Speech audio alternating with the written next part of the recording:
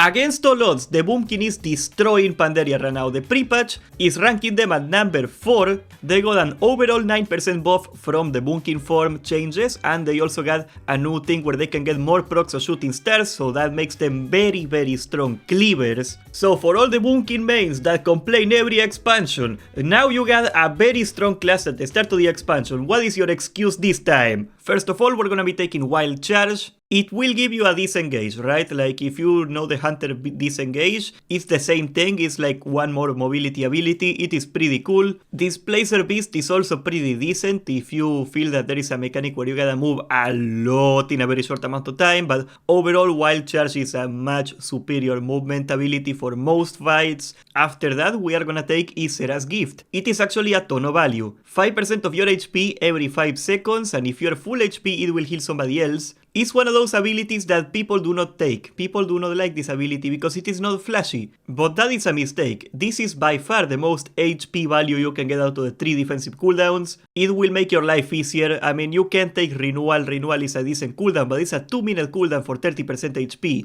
Ironically, Ysera's Gift is gonna create more health for you in 30 seconds. And it just keeps going the entire fight, right? So the value is not even close. Then we are gonna take, of course, very iconic ability, Typhoon. The knockback, man. I am kidding, of course, you can take either one here. They are all like CC. This is the CC row of talents. Mass Entanglement is actually pretty decent as well. This is not a big deal at all, take whatever, but here, okay. We are gonna take Incarnation. Every time we get Eclipse, we get 25% freaking damage. I don't think I have to explain to you why 25% more damage is a lot of boom boom. Then we are gonna take the only boomkin talent in the next row, and that's gonna be Ursol's Vortex. It is an AoE slow that pulls people at the center. It is very convenient for AoEing and helping your raid, you know, keep the most stack, so they just get AoE'd faster. It is like a mini Circle of Cold, so you could look at it that way. It is a really important piece of utility. And after that, we're gonna take Heart of the Wild. It is 6% more intellect, okay? That's the way you wanna look at it. It is also a cooldown that will make you really tanky in bear form if you wanna pop it for whatever reason, like the tank dies or something. It is actually something you can do, believe it or not. I think like the Druid is the last DPSer that can still like pick up a mob and effectively tank, even though it is for like 45 seconds. I guess it is an important part of their identity, and you also get free heals for 45 seconds, which is the most value you're gonna get out of this. Like if there's a healing intensive fight, you can pop this thing and for 45 seconds you can pump really good heals. But we are taking it for the 6% intellect, obviously. Intellect is your best stat like every other caster, and of course we want a lot of it. Then for the glyphs, we're gonna take the glyph of Stampede, not the hunter ability. This will let you do Stampeding Roar in boomkin form. It is very similar to the feather of the priest. It will increase the raid movement speed by a lot. Of course, movement speed is damage. It will also break CCs, okay, like roots and snares, and that will make it so you are one of the most important pieces of utility in the raid.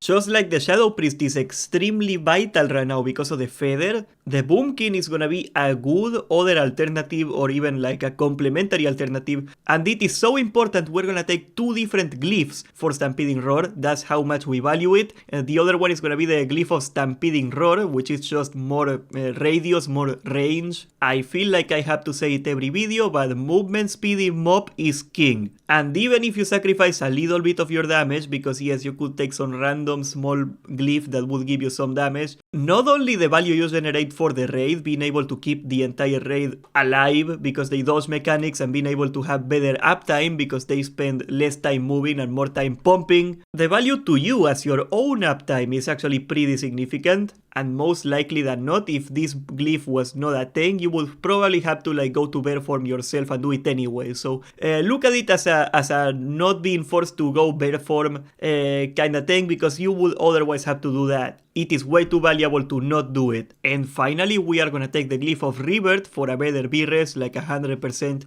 B-res. If you do not care about that, because maybe you got a lot of B-resers in your raid or something, I don't know, you can actually take Hurricane. Hurricane is pretty interesting. It's like improved Blizzard, it turns it into a slow. That is kinda troll though, we're gonna go for Revert. And there is one minor glyph that is pretty good actually, and that's Glyph of Grace. It will let you take less falling damage. That always is useful, I guess.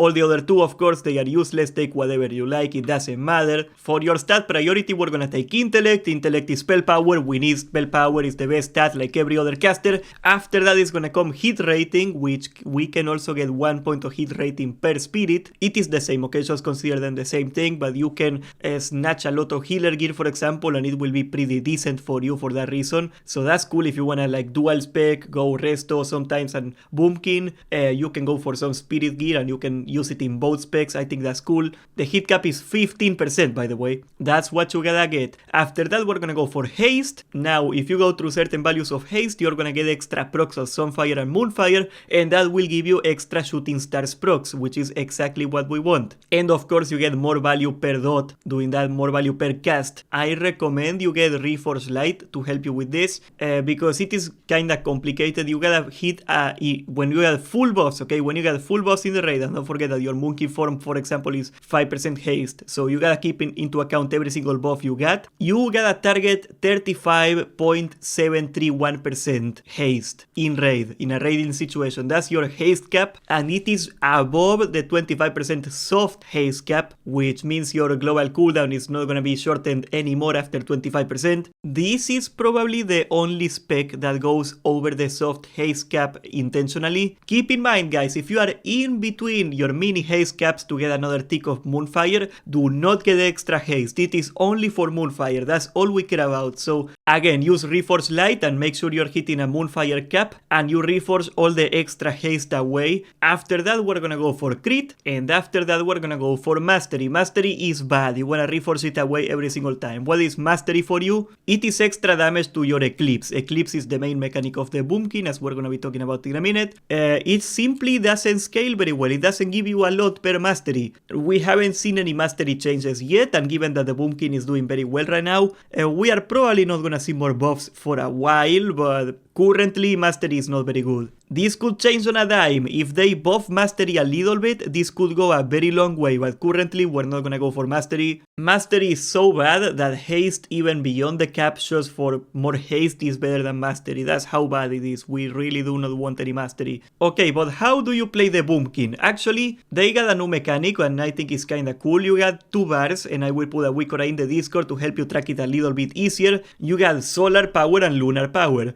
Lunar is arcane, basically, and solar is nature damage. Your goal is to maximize the uptime of eclipses, period, and the best way you can do that, of course, is to cycle between lunar and solar over and over. And that makes the boomkin actually a pretty complex spec to play, because managing your eclipse is not easy, but I will outline it for you. I will also leave a Wikora that will do all the logic for you. I know it is broken as hell, but as long as they are allowed, I mean, if you wanna compete on the 99 parts and you wanna be a cringe tryhard, there is a Wikora that will do all the thinking for you. It will just tell you exactly what ability to press. I am also gonna put it on the Discord, but on broad strokes, this is what you're supposed to do. First of all, we are gonna put Moonfire on the target and Sunfire on the target. Those are your two main dots, and they gotta tick all the time to get more procs. And after that, we are gonna do Starfall on cooldown. Now, Starfall has a very annoying 90-second cooldown, and it will not align with your other cooldowns, because ideally, obviously, you wanna pop it along every other cooldown, but you will not be able to. You're gonna have to do it every other cooldown or so. It is pretty much impossible to freaking align it. So